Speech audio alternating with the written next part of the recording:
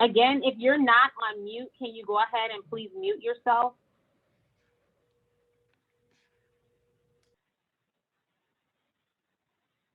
Great, perfect. Ursula, can you go ahead and begin to record today's presentation? Yes, we're recording. Thank you. So again, welcome to We Were Born to Slay, a guide to setting career goals. My name is Jasmine Guy, and I will be your facilitator today. So I bet you're wondering, well, who am I? And how have I been so successful with accomplishing my goals? Well, I'll go ahead and I'll let you know a couple of things about me. By day, I work for Major Lindsay in Africa, a leading legal recruiting firm globally, both in the United States as well as in EMEA and APAC. I serve as the head of diversity and inclusion and corporate social responsibility as I help to really lead our internal strategy for diversity, equity, inclusion, and belonging. Beyond just working at Major Lindsay in Africa, I also hold several different leadership positions. I am currently the president of the Women's Board of the Chicago Urban League, where I've been in that capacity for the last 6 years, where we really focus in on helping students realize their dreams through scholarships. In addition to that, I'm a member of the National Alumni Association of Spelman College. I also am the Vice President of Professional Development and Programming for the National Association of African Americans and Human Resources in Chicago. Additionally, I sit on the board of Margaret's Village, a shelter in Chicago. I am also one of the newest members of the Jackson Park Advisory Council. And last but not least, I am a committed daughter and sister. So a lot of people always ask me, well, Jasmine, how have you been able to accomplish all of these different things? And I tell them simply, because I have goals and I set my goals, and I do it through planning, because I believe that no goal can be accomplished without a solid plan. I also recognize that I cannot achieve any of my goals on my own. So I'm always tapping into my resources, and I would say my biggest resources and assets are people who are around me, my social influencers. They help me to be the person that I am today. I look forward to teaching you today about how you can manifest your dreams, how your dreams can be a reality, and how you can be the success that you want to be. In addition to all the organizations that I told you that I was a part of, I would also describe myself as a gold digger. So people say, you're a gold digger? Right, not a gold digger, but a goal digger. That is a person who desires wealth in all areas of life. This person has the smarts, the optimism, the integrity, and passion to do it themselves. They are self-motivated and they are ambitious. See, believe it or not, we have 365 days in a year. And in leap year, 366 days. And in each of every one of those days, it brings about a new chance to set new goals and actually implement them.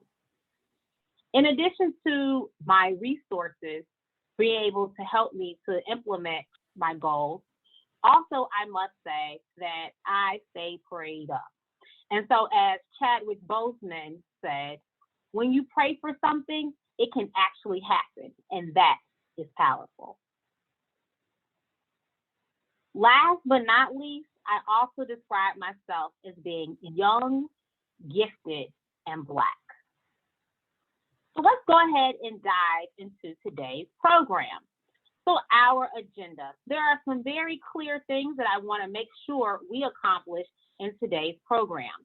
We're going to talk about why you need to set goals, why most people fail, how to choose the right goal, define your goals, make your plan, follow through with your goals, celebrate your successes, and of course, at the end, we will have questions and answers. But I must say, I encourage you to ask questions throughout today's program via the chat box. My assistant, Ursula, will go ahead and feed me the questions at the end of today's presentation. I also encourage you to connect with fellow participants. So in the event that someone already has some insights to someone's question, please do chime in, share your insights as well as resources in the chat box. And last but not least, as we are connecting, because we're always trying to increase our networks, even in a virtual environment, please introduce yourself to fellow participants in the chat box and drop your LinkedIn link if you're wanting to connect with individuals. Now, let's go over our commitment. There are 4 things that I would like for each and every one of us to commit to during this hour and a half together. The first commitment is engagement from beginning to end. I recognize that each and every one of us are very busy people. And a lot of times we're constantly on our email, we're distracted by our phones and other things around us. I ask that you really fully commit yourself to this process today of accomplishing your goals. That requires us to silence our phones and tune other individuals around us out. After all, this is time for us to focus on ourselves to manifest our goals. Next, honor the safety of this space. There are going to be instances where people are going to be sharing about themselves, their goals, and some of the obstacles that they may have faced or currently facing. We ask that you honor the safety of this space. Next, respect fellow participants. We may not always agree with each other, but respect is critical. And last but not least, as we're working through our workbooks today and we're thinking about our goal, I challenge you, create dangerously. Commitment leads to action, and actions bring your dream closer. So if you agree with these commitments in the chat box, go ahead and put in yes, because by typing in yes, that lets me know that you are ready to embark upon this journey together. All right, I am starting to see the yeses. This is helping to get my energy level up, and I think that we are definitely ready to begin. And since now we have been introduced to the chat box, that is one way in which we're going to connect today to make sure this is an interactive experience for everyone. So in the chat box, please let us know, what was the last commitment you fulfilled and you kept it 100%? That meant that you started the journey and you said, I am going to commit to this, and you actually saw it through. So go ahead in the chat box right now and let us know, what was the last commitment you kept 100%? All right, I'm starting to see responses come in. I'm starting to see someone said, I lost 40 pounds. Someone else is saying career development. Someone else is saying 30 days, no red meat. Someone else is saying long walks daily. Someone else says reading a book. Someone else is saying join a professional networking organization. Someone says they changed their diet. Someone said they started the role of entrepreneurship and they started a new business. Someone else obtained their SHRM-CP exam. Someone else said they started developing passive income flows. I see someone else that started their SHRM class. So as you can see, there are a lot of people who are present today who have actually started to commit themselves to goals, and they actually saw them 100% through. By seeing this, I know that each and every one of us are motivated and we are capable of honoring commitments to ourselves. I mean, after all, step number 1 was definitely coming to today's program, but now we're going to learn how to actually put our words into action, because without action, guess what? You will not have success. So you're wondering, well, what is goal setting? Goal setting is the process for thinking about your ideal future and for motivating yourself to turn this vision of the future into reality. It is also the process of goal setting that will guide you and get you where you want to be in life. Setting goals can be motivating And as you get into the habit of setting and achieving goals, you will find your self-confidence build fast. And I must say, as you can see, my little picture icon who will be cheering you on and rooting you on throughout today's presentation. You got this. So don't be afraid, be encouraged. And today I will encourage and I will motivate you along the way as I am sharing this. So why do goals matter? Well, I think that first of all, 80% of how we feel about ourselves has a lot to do with whether or not we are accomplishing goals that we set out. So 80% of your positive emotions are linked to your goals. Enthusiasm comes from a worthy goal. So once we are enthusiastic and we are energized, we're going to really make sure that we accomplish that goal. And when we accomplish goals, particularly at work, we show up better and we show out. A worthy goal comes from your why, your purpose. And so when your why and your purpose and your values are not in alignment to the values of your organization and its mission and a vision, I guarantee you, you will not be successful. And last, your why, again, is sourced by your purpose. So why do you need to set goals? Goals give you long-term vision and short-term motivation. Again, goals give you long-term vision and short-term motivation. It focuses your acquisition of knowledge and it helps you to manage time and resources so that you can live your best life. Goals also help to keep you focused. That's why it's very important that you write down your goals. And then some people even take it a step further and they also have vision boards because some people are visual and so they need to be able to see it. I recommend doing both.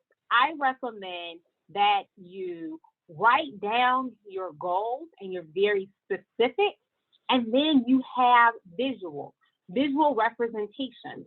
And the visual representations don't always have to be in a form of a traditional vision board.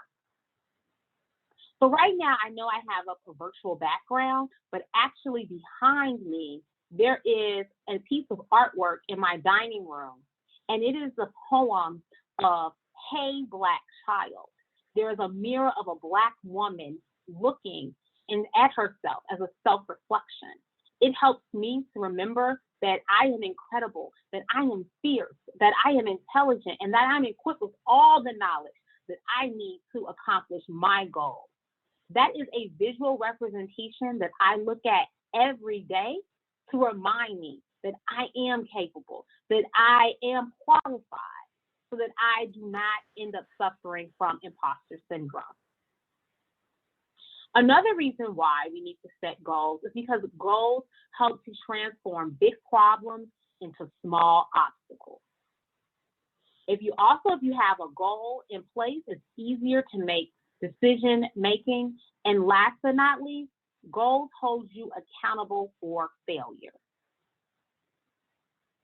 So now that we understand why we need to have goals in place, let's talk about the 4 reasons we avoid setting goals. The first reason is fear and negative self-talk. I think that is pretty much self-explanatory. Next is lack of confidence and self-esteem. Don't worry, I'm here to motivate you. I'm here to build you up. After today's session, you'll be pumped up, you'll be ready, you'll have all the confidence to take on the world. Number 3, we have a belief that goals do not matter. And number 4, you do not know how to set goals. And for those of you that don't know how to set goals, you're in the perfect place because I do. After all, you saw all the things that I told you that I have accomplished so far, and yet my very young career. And let me tell you, I've accomplished way more than that. And you'll get a chance to see a video about that later.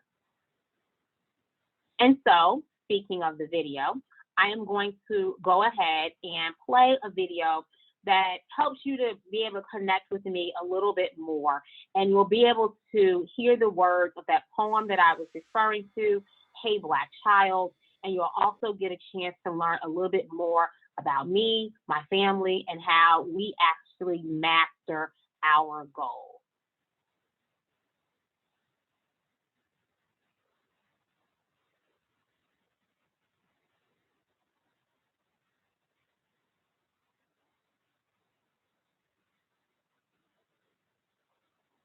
I lost sound, so I am going to go back and replay it.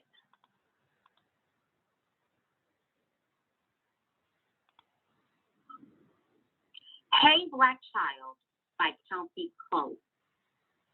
Hey Black Child,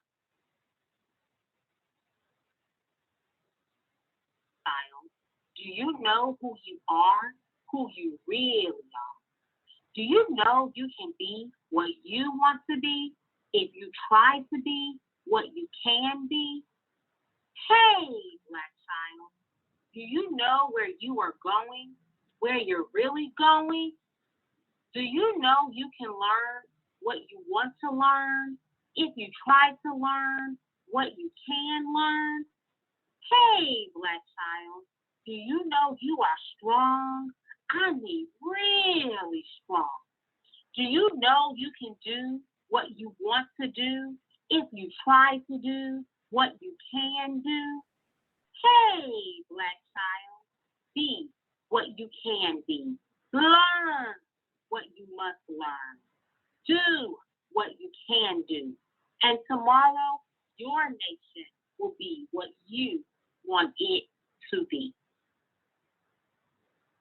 Well, I hope that by me sharing that poem with you, that it has encouraged you, because I believe that each and every one of you are capable of manifesting your goals, but you must believe in yourself. So no matter how much people tell you that they believe in you and that you have all the gifts to actually accomplish your goals, you too must believe it. So in the pictures in that video, you saw various different pictures of me actually accomplishing and receiving awards. You saw that we actually were excited that my brother was the first in our family to not only graduate from law school, but actually pass the bar. You saw that I've been in newspapers before, and then you also saw that I attribute my success to my family, because I do have a very supportive system of family members and friends, and that is going to really also help you to accomplish your goals. And I know that the statistics in the beginning of today's program, if you came in earlier, you were able to see some facts about goal setting and goal getting, and you saw that as being one of the facts. And then last but not least, when people say, who are you? The sum of the last 5 people, or the 5 people who are closest in your circle, they have a lot to do with who you are, and they reflect who you are. It's very important that you have positive, goal-driven individuals around you, because that will also then help you propel and to be successful. And so I also included a picture of one of my closest friends who also received an award. So just keep those things in mind.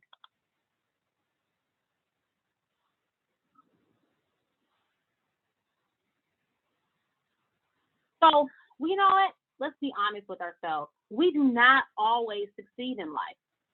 But as one of my favorite songs says, we fall down, but we get up. And there have been a number of famous people who have not only succeeded in life, but they have also failed. Let's take Oprah Winfrey, for example. One of her famous quotes is, think like a queen. A queen is not afraid to fail. Failure is another stepping stone to greatness. Michelle Obama, speaking about failure.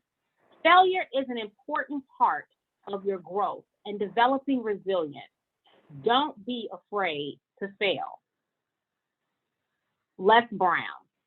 If you set goals and go after them with all the determination you can muster, Your gifts will take you places that will amaze you. The former Congressman John Lewis. I believe that you see something that you want to get done. You cannot give up and you cannot give in. Booker T. Washington. You measure the size of the accomplishment by the obstacles you have to overcome to reach your goal. Shonda Rhimes. I am smart. I am talented.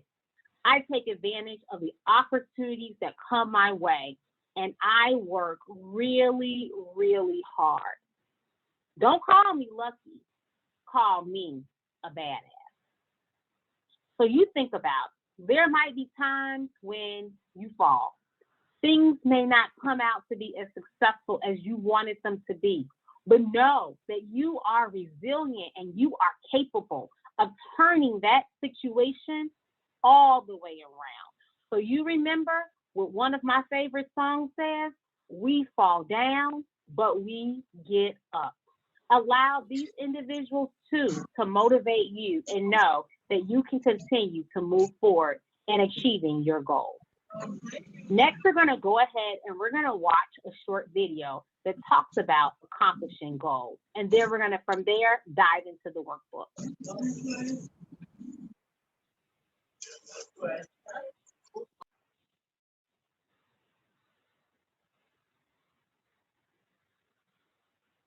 Rise and shine, it's espresso time. Good morning, Believe Nation. It's Evan. My one word is believe, and I believe in you. I believe in that amazing gift you have inside you that needs to be shared with the world. So let's start the day off right together. Grab your cup of coffee and sit on today's message. Fail your way to success. Over to you, Michelle Obama. I wake up every morning. Espresso, keep me going. I wake up every morning. This is what I tell my daughters every day. Do not be afraid to fail, because that oftentimes is the thing that keeps us as women and girls back, because we think we have to be right. We think we have to be perfect. We think that we can't stumble. And the only way you succeed in life, the only way you learn is by failing. It's not the failure, it's what you do after you fail. You know, do you let it eat you up? Do you quit? Do you give up? Or do you let it bolster you? Does it serve as the challenge in your mind to do more, to take some risks, to step outside of your comfort zone? If you want to succeed, then you need to adjust how you see failure. Failure is going to happen. If you look at the most successful people in the world, you studied them, they're in the book, they're all over the channel, they failed the most. The most successful person you look up to, you're like, wow, that person is so successful, I can't believe it. They have failed way more than you've even tried. Not everything works out. Most of the series that I put out on this channel don't work out. We test constantly, and most of them never go anywhere. They just don't get enough traction. There's an experiment, we failed, we move on to the next one. We have failed more than most people even try, and that's why we succeed. And that's a consistent habit around people who are winning. They win because they tried so many other things, and a certain percentage make their way through. And most people are so afraid to fail, but they don't even try. And that's the biggest failure of all. They're so afraid of it not working out, of it not being the big hit, that they just sit on their idea, and then they watch somebody else make tons of money, have a huge impact on it. Get it out there. It may not be the biggest version of what you're trying to do, but start. Start small. Build momentum. See if you still even like this thing or not. See if you can get some people interested in there or not. And expect to fail. Failure is not the enemy. Failure is normal. Failure is welcome. Right? You're going to learn from it. You're going to build on it. You're going to make it better. If you are not failing, if you're winning every time, think about it. Like, if you're winning every time, everything you touch wins, that means you're playing a tiny game. It means you're racing against 2-year-olds. Great. Congratulations. You won every single race because you're running against 2-year-olds. If you want to be the best, you want to have an impact. You want to make your business a success. You want to make money. You want to reach people. You're going to have to race against people who are a little more skilled and talented.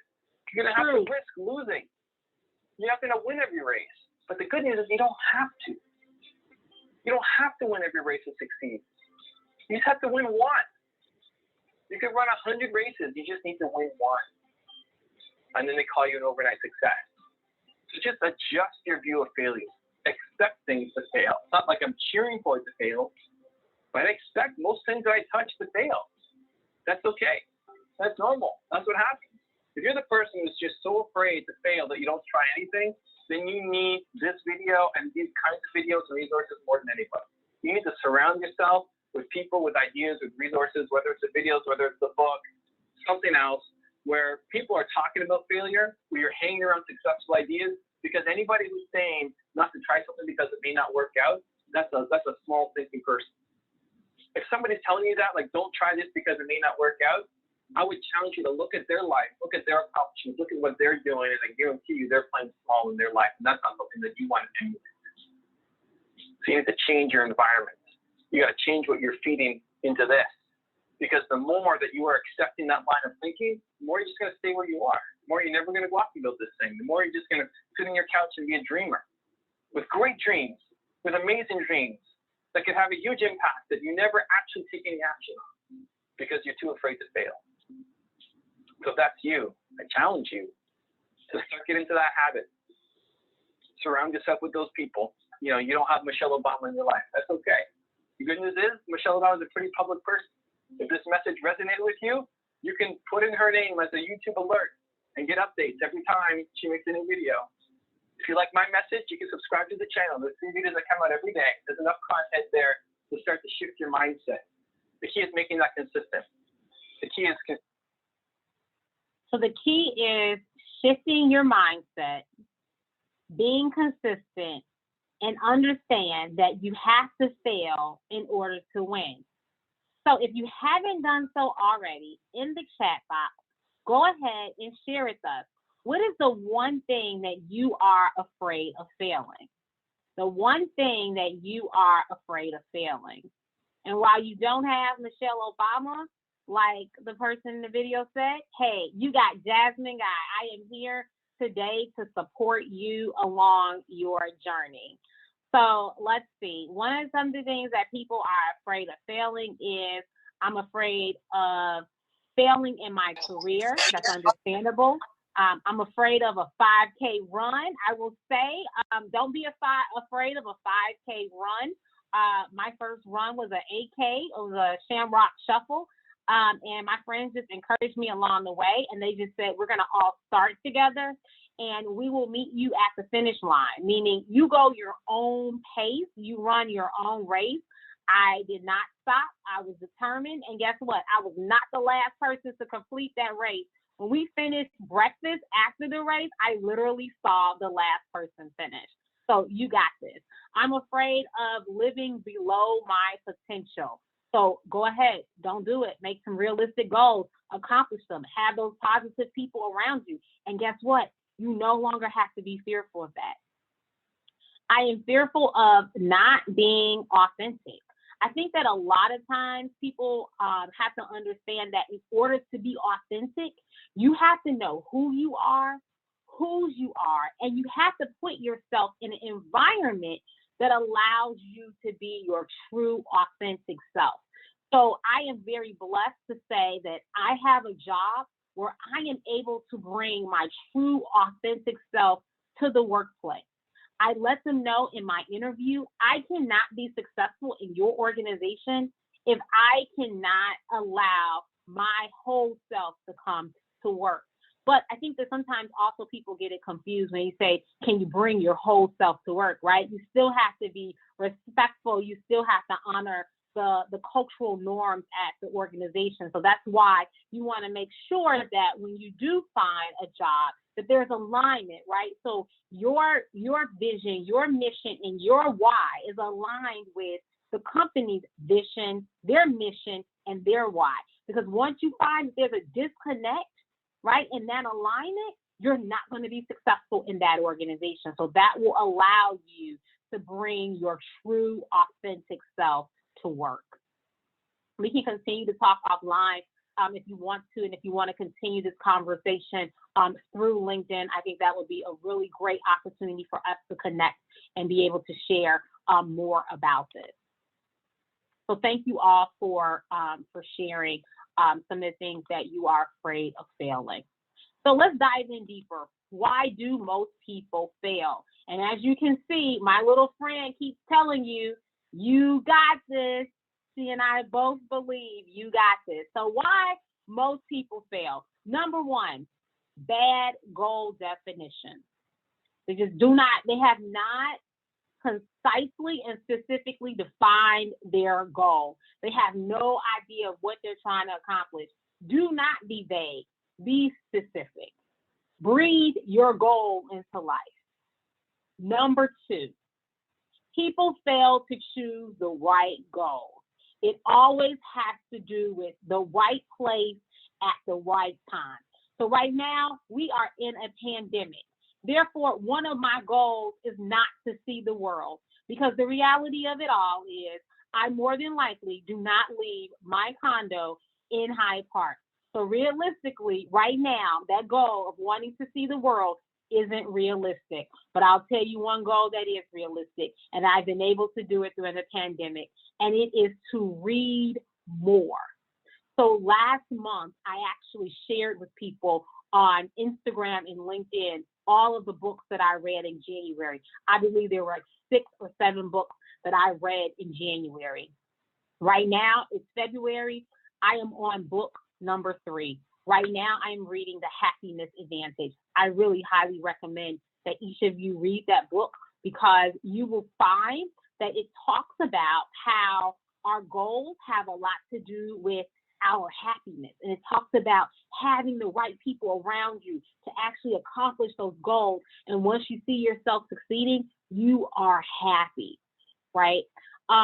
Reason number 3 why most people fail. They leave it to chance. They do not plan. I cannot tell you how many people I see roaming the world just randomly, just doing things spontaneously. And people always get on me. Oh my God, you're a planner. You're so organized. You know what you're going to do for the rest of the year. At least I know my main event, right? Because I know that I have to have a plan. I have to have a plan for my life. I have to have a plan for my career. I have to have a plan for my money. Because if I don't have a plan, doesn't mean I'm going to always be successful. I have nothing to work toward, right? And when things are not in alignment with my plan, I don't do them.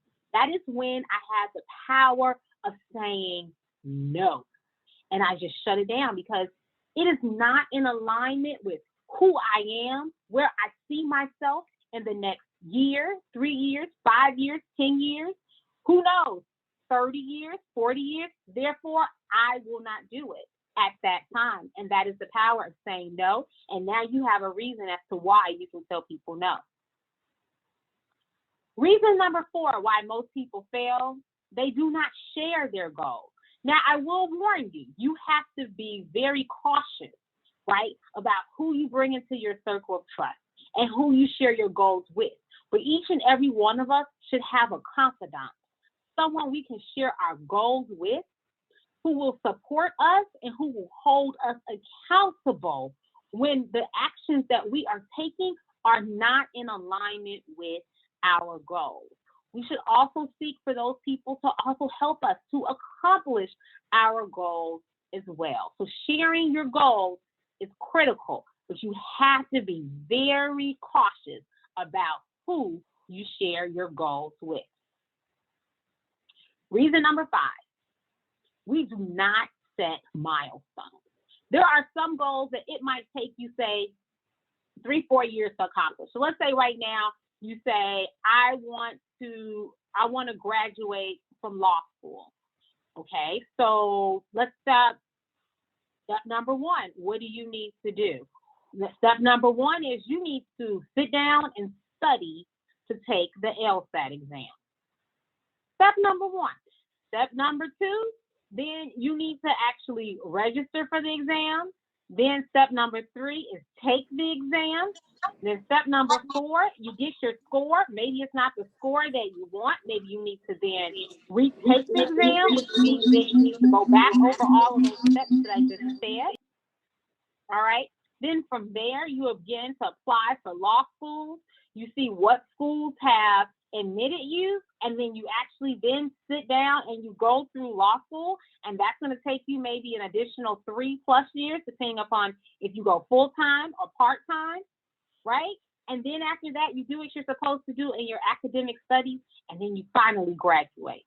Now, after I said that, for some people, that might be 4 years that it might take them to do it. It might be 5 years, but you have to set those milestones along the way. So all of those things that I just told you. So it was like I saw the big vision. You want to graduate from law school. And then I made it into smaller parts. So then let's take, I saw earlier some people said they had accomplished taking the SHRM certification and they passed it, right? So before you can actually sit down for that exam, I always tell people, I ask them, why are you taking this exam? Why do you want to be certified in this area? So for number 1, you have to tell yourself that why. Number 2, I would say, talk to other people who have successfully passed the certification, right? And then there's so many different types of HR certifications. I would talk to different people who have received the different ones, and I would ask them, well, what is the advantage of having the HRCI certification over the SHRM certification, right? If a diversity professional, maybe you want that CDP, but I would talk to the people who already have those credentials. And you bet you're saying, well, I don't know anyone in my immediate circle that has those credentials. That's fine. Guess what? It's called LinkedIn. That's right. You go into your LinkedIn network and you see people. And even if you don't know them, guess what? People are really receptive, especially now than ever, because now people don't have many distractions of the world to go ahead and do the things like travel and party and everything else. So connecting with individuals and talking about goals and helping them to succeed, success, people are so into it now. So just tap into them. May I have 15 minutes? I'm interested in sitting down to take the SHRM certification, but I'm not sure if I should use SHRM certification and HRCI. Can we have a conversation? So you have all those conversations. So now you have nailed it down and you know which certification you want to begin studying for. And you begin to buy the prep materials, right? And in addition to that, you sign up for the prep class, right? So just like when you want to pass the bar, you sign up for Barbary and you sit down for that prep course. The same thing you're going to do for any of the HR certifications. Take a prep course. It's critical.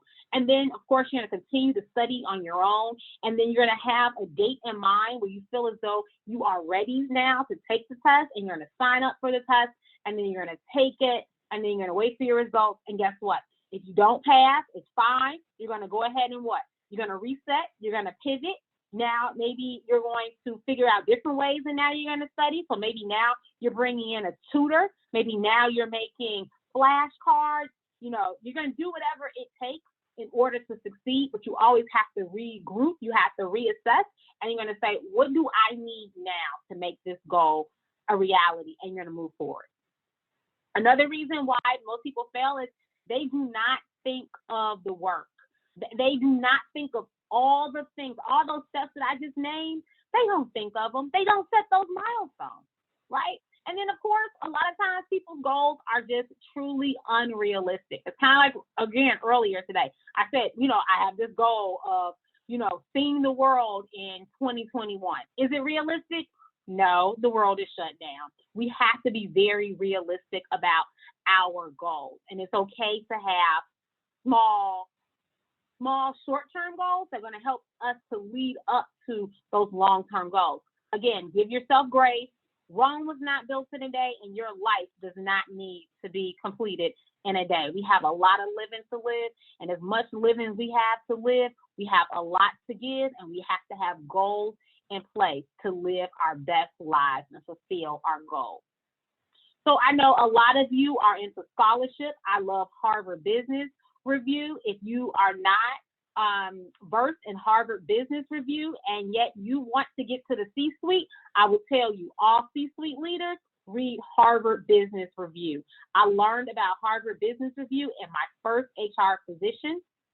I reported to the Associate Vice President of Human Resources, and what she told me is, if you want to be where I am, you have the intellect, but there's some other things you're going to have to do. Harvard Business Review being one of them that you need to be versed in. So in Harvard Business Review, they talk about a lot of case studies. And Harvard Business School did a case study in 1979 with their MBA graduating class.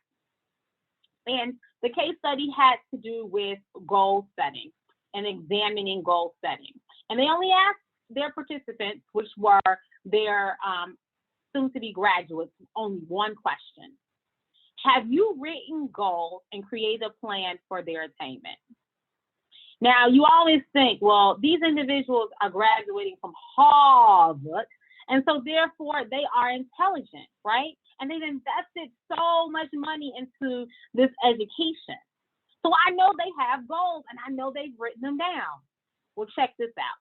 So prior to graduation, it was determined that 84% of the entire class had set no goals at all. So you mean to tell me that you are intelligent, you are capable, you are Harvard, and you have no goals at all in place for this MBA and where you're going to be in the next year, 3 years, 5 years, 10 years. Interesting. Shame on you. 13% of the class had set written rules, but no concrete plan. So they had set written goals, but no concrete plan. Shame on them. We don't want that to be you. And 3%, only 3% of the class had both written goals and concrete goals. Only 3%. And now I bet you're wondering, well, what were the outcomes, right, of people who had no goals, people who had written goals and no concrete plans, and people who had both written goals and concrete plans? The result? Well, 10 years later, the 13% of the class that had not set written goals but had not created plans were making twice as much money as the 84% of the class that had not set goals at all. 3% of the class that had both written goals and a plan were actually making 10 times as much as the rest of the 97% of the class. So I ask you financially, where do you want to be? I want to be in that number of that 3%. I want to show up. I want to show out. I want to live my best life. And in order for me to live my best life, guess what? I must have the Benjamin. So I can't tell you, if that case study didn't really motivate you, I don't know what will. So let's start setting our personal and our professional goals. So goals are set on different levels. Number one, create your big picture of what you want to do with your life. So I want everyone right now to close your eyes. Go ahead, give yourself permission. Please do not fall asleep. You promised me you would stay engaged, but please close your eyes. Create your big picture of what you want to do with your life in the next 3 years. We're only talking about the next 3 years. What do you want to do with your life in the next 3 years? Next, I want you to think about what large-scale goals do you want to achieve in order for you to be able to live that picture that we just saw initially of where you want to be in your life. I'm going to stop and take a pause so you can able to do those two things.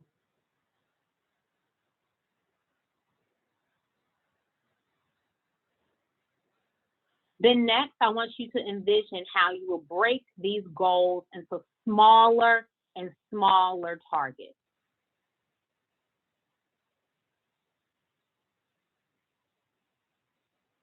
Hopefully you all have your vision. So the first thing you're going to do is you're going to create your big picture of what you want to do with your life. Number 2, you're going to decide what large-scale goals you want to achieve. And then last, you're going to break these goals into smaller and smaller targets. All right, please wake up. Please open your eyes. Please take out your workbook. Please take notes. There are note sections in your workbook. You might also want to start taking out your camera phones too, because maybe you might not be able to get down all the notes, but if you have screenshots, that is your opportunity.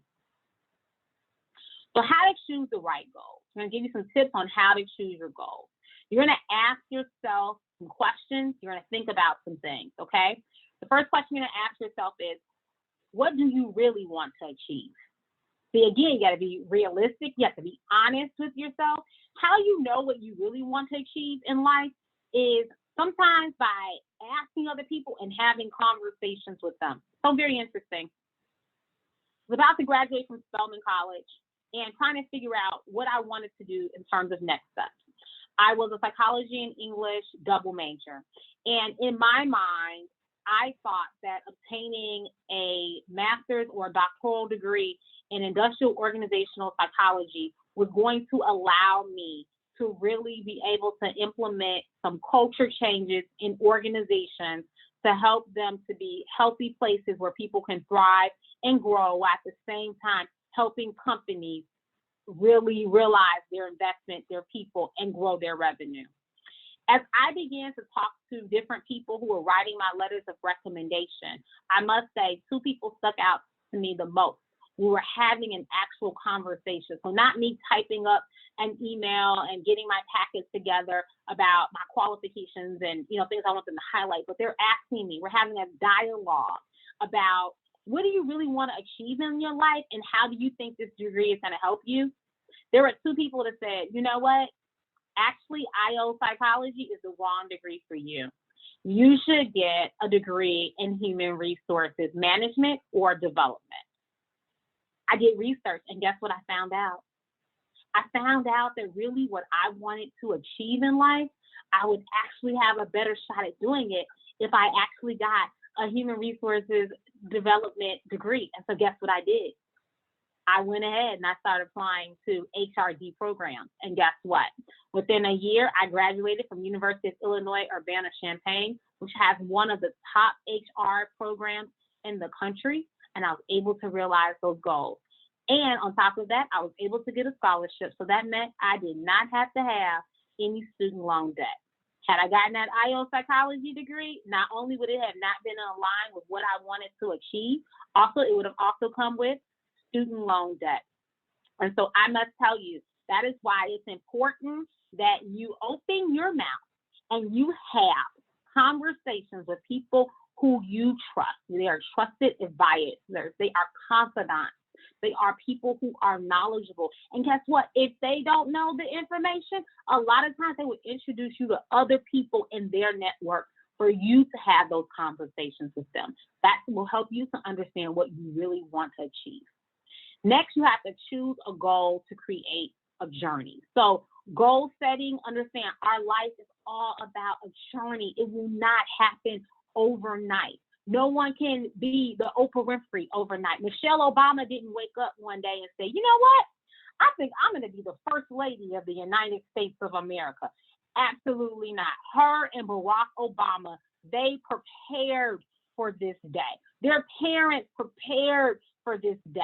They planted seeds, and along the way, they continued to do the work. And now look where they are. But let me tell you, they didn't wake up like that. So don't fool yourself. It is a journey. Enjoy the process. Enjoy the ride. Make it the best journey possible. And that's why you have to have a plan. Ensure that your goal excites you. If it doesn't excite you, why is it a goal? That goes back to your why. Then you also have to think about performance versus outcome goals. And then last, you have to set goals for the right reason. And also, you're going to keep hearing me repeating myself. You're going to say, why is she repeating herself? Well, studies tell us that people need to hear information about 20 different times in order for it to process. And you need different mediums. That is why you saw videos today. That is why we are interacting in the chat box. That's why you hear me repeating things over and over and over again. You see my little icon in the corner of the screen telling you, we got this, you got this, you can do it, level up. You're going to continue to hear all these messages for me. So, how to choose the right goals. There are going to be some additional guiding questions that you want to ask yourself. You might want to go ahead and take a screenshot of this. This is not included in the workbook, but the questions include, number one, how do I spend my time? You have to be very intentional about how you spend your time. Time is the one thing that you can never get back. See, if I lost money right now, I know a lot of us have lost money right now in the stock market, right, during COVID-19. You can think about ways to regain your wealth, right, and actually find ways to make even more money than you lost, right? But time is that one thing. It is so precious that you cannot get it back. Use your time wisely. It is a gift. Number two, ask yourself, what daily activities make me want to leap out of bed? So I will tell you this. Monday mornings are very rough for me. I typically do not set things on a Monday, just because the Monday morning is just hard for me. This morning, I had a 9 o'clock a.m. meeting that I needed to be on Zoom, and I knew I had to spend my time here with you all today. I woke up out of bed, leaped out of bed, no alarm clock, because after all, my bills wake me up. I don't do an alarm clock. I leaped out of bed at 5 a.m. because I knew that I had to prepare for my meeting and I had to prepare for this presentation because I love what I do at work. And I was excited about today's presentation and those meetings that I had before my time with you. Guess what? I leaped out of bed. I was excited. I was motivated. I had my coffee. I put on my clothes. I was ready. I was equipped. I was excited. Make sure your daily activities make you want to leap out of bed. And then next you have to ask yourself, what do I want to learn? That means that every day that you wake up, you have an opportunity to learn something new. And in 2021, you have zero excuses for why you cannot learn something new. After all, we are in the .com era, so you can Google it, you can watch it on YouTube, you can watch a TEDx, you can access LinkedIn Learning. So if you have a premium account, you actually pay for LinkedIn Learning to take advantage of it. I actually have a Chicago library card. Someone who's actually with us today laughed at me the other day because in passing, I mentioned I have to hurry up and run to the library because I have some books on hold that I have to go pick up. And the person said, who is older than I am, about 20 years older than I am, she goes, you have a library card? I said, absolutely do I have a library card. Not only do I order books from Amazon, but I also reserve books from the library. After all, I pay taxes, so I'm paying to utilize those books. Also, every time that you have a conversation with someone is an opportunity to learn from them in that conversation, right? So think about all the different ways that you can learn, right? We have all the different apps on our phones. Those are other ways in which we can learn, reading how-to guides, right? That's how we can then build new skills. So just think about all the different ways that you can learn. You have opportunities, and in 2021, zero excuses for why you can't learn what you need to learn. Oh, and then I mentioned Harvard earlier. A lot of the Ivy League schools now, they actually have free online classes for people to go ahead and take. They record a lot of their lectures, and then they open it up to anyone in the world who wants to just play the video and learn. So again, lots of different opportunities. You don't have to necessarily pay for the Harvard degree to still get that knowledge. And then last, you have to ask yourself, who do I want to interact and collaborate with, and how may I do so in a meaningful way? Because again, it goes back to that first question, how do I spend my time? Time is something you can't get back, and so therefore, be very intentional about how you spend your time. So ask yourself then, how do I want to interact and collaborate with, and how may I do so in a meaningful way? So pre-COVID, when we were going out to lunch, I was always very intentional about who I went out to lunch with, right? Because that way I was being very intentional about who I was interacting with and collaborating with. That gives me an opportunity to learn from that person. And if we're having good dialogue, then that's an activity that's going to help me to want to leap out of bed. So that's how I'm able to then accomplish all those questions right there. All right, so when we're choosing our professional goals, the first step in setting personal and professional goals is to consider what you want to achieve in your lifetime. You have to be very specific. So earlier when I had you close your eyes, we talked about 3 years, right?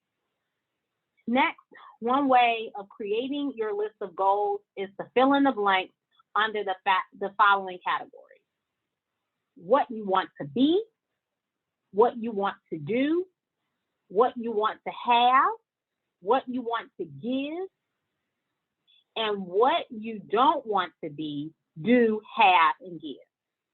I'm going to repeat these. You can go ahead and take a screenshot if you want to. It's not included in the workbook. You have to ask yourself the following: what you want to be, what you want to do, what you want to have, what you want to give, and lastly, what you don't want to be, what you don't want to do, what you don't want to have, and what you don't want to give. So earlier someone said, I have a fear of not having enough money. I saw that in the chat box. So basically, you know you don't want to be poor.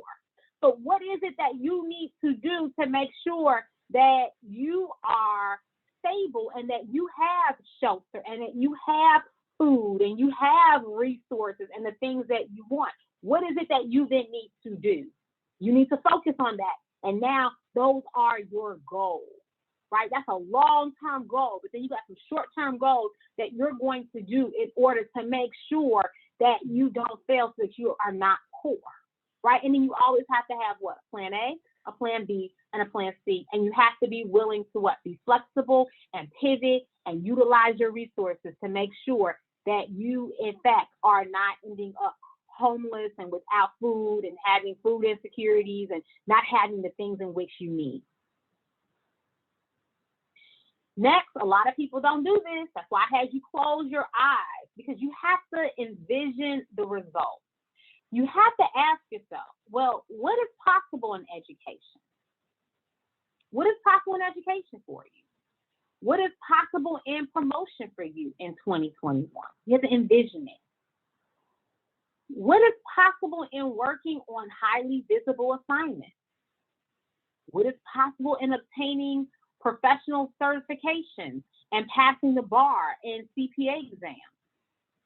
What is possible in leadership development training? What is possible in becoming an inclusive leader? What is possible in joining a professional membership organization? What is possible in public speaking engagement? What is possible in getting published? What is possible in speaking on podcasts? So I'm just giving you a couple of examples of things that I envision for myself in 2021. And I'm asking myself, are these things possible? And guess what? I said, these things are possible because I am constantly trying to learn and grow every day. And I feel like if I learn and I grow every day, and I am curious and I ask the right questions at work, and I actually perform all of my goals that I set out, I really feel like I can even be capable of even pulling off a promotion in the next, say, 3 years, right? Is it possible in working on highly visible assignments? I think it's possible. Again, you're finding your sponsors and your mentors in an organization. You're sharing with them what you want your goals to be. It is possible. All of these things, start to think about, are they possible in your life? And if they're possible in your life, make them a goal. A lot of you all said you all want to climb leaps and bounds in your careers. These are some of the action steps that you can take in order to make those things possible. So you might, again, want to take a screenshot of this because I did not include this into the workbook because I literally just came up with this slide 10 minutes before today's presentation. And I said, you know what? I want to give them an extra gift. I want them to start envisioning where they can be so that they can be the most successful and the baddest HR professional, attorney, dentist, social worker, whatever you may be, because I realize that not just HR professionals are here and present. So I definitely want you all to know I am thinking of each and every one of you and including you in everything that I am saying today. Next about envisioning your result is you have to visualize, feel, and embrace your future possibility. You have to dream big, you have to set the goal, and you have to take the action. Next, your emotions are tied to your goal. And so you have to ask yourself, how does this goal feel? Right? And you have to use very descriptive language. You need to utilize your 5 senses or however many senses you may have. You have to ask yourself, what do you see if you have the gift of sight?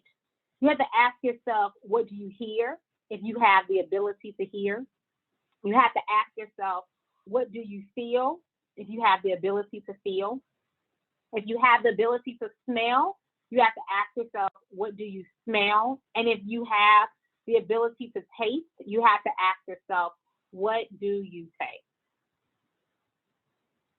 So you have to envision the result. And envision the result actually is more than just what I just said. In addition to that, you have to visualize your goals daily, both morning and evening. So you're going to find that in the workbook, there are sections where you are able to journal. That's going to help you with visualizing your goals. You're able to then break down your goals into daily goals as well. And so you're able to also then do that in the workbook. I want you to daydream and reconnect to the emotional aspects of your goal, and you have to do it daily. So it's kind of like you wake up in the morning. It's one of your rituals, right? So if you have a vision board, you can look at your vision board. I know some people put motivational sticky notes like on their mirror, so when they're brushing their teeth in the morning, it's helping them to visualize their goals. Some people are doing it in their car. They have like little visual things, whatever it is you need to do. But I need you to daydream. I need you to daydream daily in the morning and at night before you go to bed, because they always say that whatever you process in your mind the last hour that you are awake, you're going to dream about it, right? We want you to have positive dreams. Come then excite you to leap out the bed the next morning. Now you see how all this ties in. It's exciting, right? And then next, you want to identify intentional mental inputs that align with your goals. You want to fuel the goal, because after all, if you have no fuel, then there is no movement. I want you to be excited about these goals. I want you to be able to manifest your goals, and you have to envision them, and they have to make you feel good.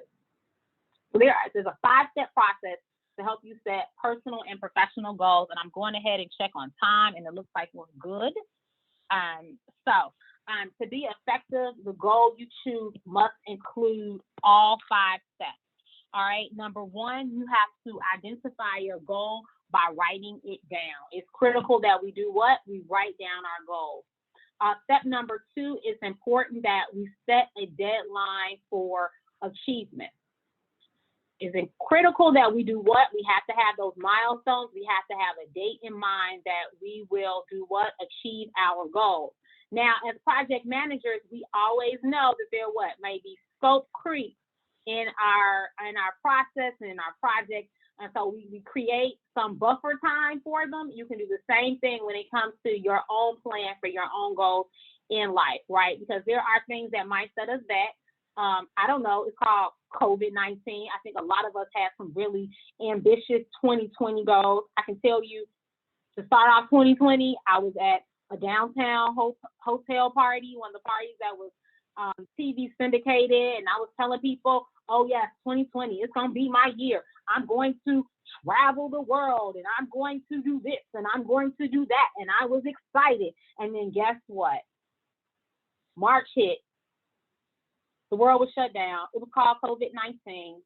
I had to reset. I had to pivot. I had to redo my vision for the year, because a lot of the things that I had envisioned on accomplishing in the year had a lot to do with interacting with people, and traveling and moving around. And so I had to just hit a pause and reset and come up with some new goals. That's how I came up with the reading and expanding my learning, right?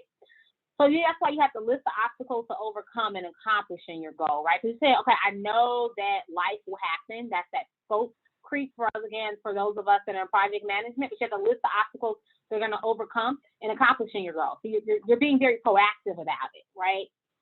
Next, you want to list the skills and knowledge required to reach your goal. Like, what resources do you need? What do you need to know? Who do you need in order to accomplish those goals? So all these questions are in your workbook. So you're going to answer those questions as you go along. And if you ever sign up for one of my longer workshop programs, we actually take like 4 or 5 hours, and we actually complete these things in the class. So this is just simply to give you a high-level overview. But if you ever want to sit down for one of my longer workshops, I'll sit down with you, I'll walk around, or even if we're doing it via Zoom, then we're doing screenshots and we're doing breakout rooms, what have you, and we're able to do this together. And then last, you need to develop a plan of action to reach your goal. Again, we have to put a plan of action into place. So a lot of people ask, well, okay, what makes a goal a good goal? Well, good goals are smart goals, and a bad goal is dumb, right? So the acronym for dumb is dateless, it's unsupportive, it's muddy, and it's beyond reach. We do not want what? Dumb goals. We do not want goals that are dateless, unsupportive, muddy, and beyond reach. Instead, we want smart goals, right? We want to be, number one, our goals should be specific. It should answer the 5 W's. What, why, who, where, and which. Next, you want your goals to be measurable. If your goal is not measurable, there will be no way to know if you are actually making progress. You need to address the question, how will I know when this is actually accomplished? That's going to help you to be what? More accountable to yourself. Next, your goal needs to be attainable. Your goal must be something that you can realistically attain. I would love to fly like a bird by jumping off a cliff with no parachute, but gravity, of course, would have the last word in that interaction. So I need to think about more realistically how I can do that. So, however, learning to jump off a cliff with a hang glider is more realistic, right? I can still have that same thrill, but I can still be alive afterwards. Next, our goals need to be relevant. If your goal does not mean anything to you, then it is not worth pursuing. You need to tie your goals to your deeper values to give them more meaning. You need to make sure you are behind the goal 100% so that you can stay motivated to achieving it. So again, earlier, remember I asked you, one of the first questions I asked you was how many of you have achieved a goal recently and you saw it through by 100% and you shared it, right? It was a lot of that had to do with the fact that it was relevant to you, right? It was a SMART goal. And then lastly, you want to make sure it's time bound. You need to have a deadline in place. Otherwise, it is just a dream that never becomes a reality. And putting down a deadline actually makes you more committed to bringing your goal into fruition. So again, you want to make sure that your goals are smart and they are not dumb. And again, we said that dumb goals are dateless, unsupportive, muddy, and beyond reach. So let's talk about some goal setting tools. I'm all about tools. You got to have your tools. You have to have your resources.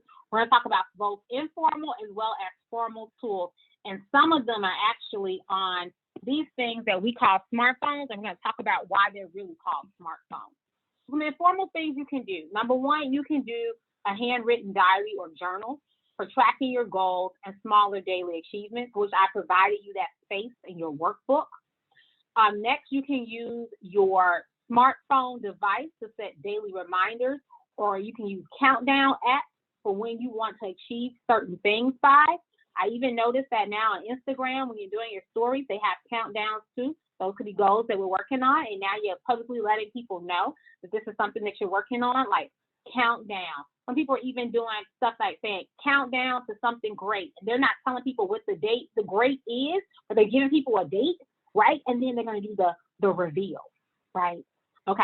Then next you can do motivational notes and posters that you can set around your home or your work desk as friendly reminders. Maybe also it could be your screensaver, right? Again, having those positive motivational notes and posters will really definitely help you along your journey.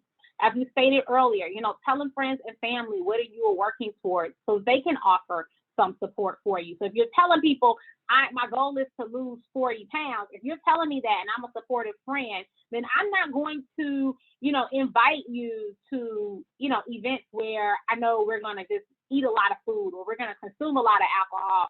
Or if I know that you're coming to my house for a party and you're telling me I'm no longer drinking alcohol, I'm going to make sure that I have a number of different types of beverages for you that are non-alcoholic. So instead of just saying, oh, well, I'm going to offer bottled water for people that don't drink, I'm going to also offer some sparkling water. Maybe if those individuals also would like a non-alcoholic like mocktail, and it still looks pretty and it still looks like a cocktail, but it doesn't have alcohol. So I'm going to really be supportive and making sure that you no longer go back to drinking alcohol if that's what you so choose to do. And then also you can visualize activities, use visualization activities such as meditation, positive affirmations, and mindfulness. So I know a lot of people during COVID downloaded the Calm app. So that helps you with a lot of meditation. You can also hear from people like LeBron James, and you can learn about how they have accomplished their goals, how they may have had some setbacks in life, but how they've overcome them. So if you have not downloaded the Calm app, I recommend you do so. And I also recommend you take it a step further and pay, I think it's like $80 for the whole year. And then you can be able to listen to a lot of those famous people like LeBron James, and they share their journey with you. Then there are also some more formalized goal setting tools that you can use. So you can do regular meetings and reviews with your manager at work to help to keep you accountable. You can join groups or meetups with individuals trying to achieve the same goals, such as weight loss or athletic groups or fitness classes. You can work with a coach or a mentor to help motivate you and to be able to then stay on track. You can also utilize goal setting software tools and apps to help keep you on track. Some of them might include Milestone Planner as well as Goalscape. So earlier we talked about utilizing a journal, right? It's a journey, and I think that in order for you to reflect that and figure out what went well and what didn't go well or how you might want to regroup, if you have something written for you to reflect on, then that can definitely help you instead of you relying on your memory. So we're going to talk about some non-digital goal setting tools, one of them being that journal, which is why, again, going back to that workbook, I gave you an opportunity. I'm asking you critical questions that are going to help to guide you along completing your goals. And then also I gave you blank space to actually journal, and it's labeled journal. And we also have notes section, right? So you're able to take notes about how things are going and how you're processing them. And I recommend that just 10 minutes a day that you actually review and write about your goals. It will actually help to keep you focused. It'll help to keep you motivated, and you'll feel more positive about your journey. It's always important that you keep a record of your progress, and any setbacks you come up against, you can always reflect on that so you can figure out how to overcome them. You want to be able to make sure you have strong representation and physical representation of what you are trying to achieve and accomplish, and you're able to do that in your journal. That maybe you're combining your journal and your vision board, and maybe you're putting it all in one place. I recommend doing that as well. And if you don't want to physically do a vision board because maybe you don't want people in your home to see it, maybe you don't want people at work to see it, I recommend that you actually complete it utilizing PowerPoint, and it is something digital that you're able to take with you. And then when you need to pull it up, you're able to pull it up. So I don't want people to always think it's that physical board that people see and they make it really pretty and all of that. Make this really simple for you, right? Some people do backward goal setting, so it's switching up your perspective and approach. So if you have a goal you failed to achieve before, this could be a great tool to try to switch it up and try to really tackle it. So what you want to do when you do backward goal setting is you want to start with your ultimate end goal, It's kind of like traditional goal setting. And instead of thinking about what the first step might be, and then the second and the third, and then so on, you start at the end goal and then you work yourself backwards. I know it's a different way of doing it. So basically, essentially, you're reversing the process. And this can help you think about your goal in more broader terms and help you identify some key milestones that traditionally goal setting would not. And then by doing this, you're using alongside some traditional goal setting tools as well. And then it can help you create a strong final plan for achieving your success. It just depends on what you prefer, whether it's the traditional route or it's the backward goal setting. You have to figure out what works well for you, and you have to modify. Maybe you're combining both, but you'll figure it out. Some other digital goal setting tools include Way of Life. And for Way of Life, it's more of a things that you want to do as far as like daily habit tracker app, whereas Coach Me Goal Tracking allows you to include those accountability partners as a part of your goal. So it allows you to add up to 6 family members or friends. So that's great for holding you accountable, or if you guys are all working on the goal together, and it allows you to interact with other people. And then they also have a coaching feature as well. And so I always recommend for people, depending upon where you are in your career, to consider a professional coach. And I think that people need not wait and seek out a professional coach when there's a problem such as job loss or anything like that, but instead, it's just like you do your health, and that, you know, you're constantly working out to feel great and to look great, and you're not necessarily being reactive and waiting until you gain 50 pounds to start working out and eating right. It's kind of the same thing. So invest in yourself, invest in your career, seek out a coach. NAAA HR Chicago can definitely refer to you to a number of coaches. We have a number of coaches that are part of our membership that we can refer you to, or you might want to reach out to people via LinkedIn to find out resources, but I guarantee you, most CEOs have professional coaches. If you want to be where they are, go get you a professional coach.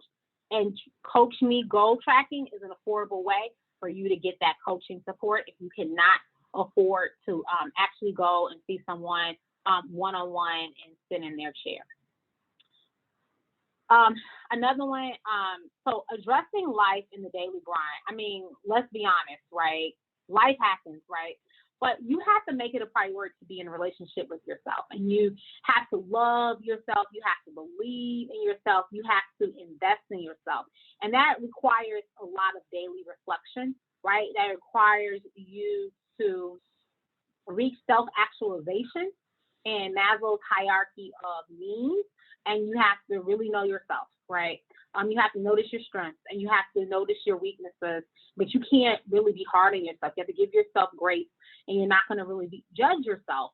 But instead, once you know your strengths, you're going to build on your strengths, your weaknesses, depending upon whether or not they're going to hinder you from accomplishing your goal. Then you're going to start working on those weaknesses, right? That's when that goal planning is going to come into play. You have to know your drivers. You have to know what intrinsically motivates you, right? What helps you to sleep out of bed? Like what helps you to stay the course? And then you have to address breakdowns in commitment. There are many times when you are not going to be 100% committed, right? Again, you have to give yourself grace. So maybe life happened. I can't commit myself this month to that goal or this quarter, but I know that I have to recommit myself because I said that I want to accomplish this, right? But I'm going to give myself that grace because right now, X, Y, and Z factors are prohibiting me from accomplishing that goal, right? But I owe it to myself, right? I have to honor myself and my commitment to myself. And you have to make growth and self-development a priority, okay? It is your priority. You have to say, I want to be the best person that I can be. Therefore, I have to really invest in me. All right, so at this time, I am going to go ahead and open the floor to questions and answers. So if you haven't done so already, I encourage you to add questions in our chat box. Go ahead and add questions in our chat box. And then Ursula, if you could go ahead and stop the recording, that would be really great. And then I will go ahead and start filtering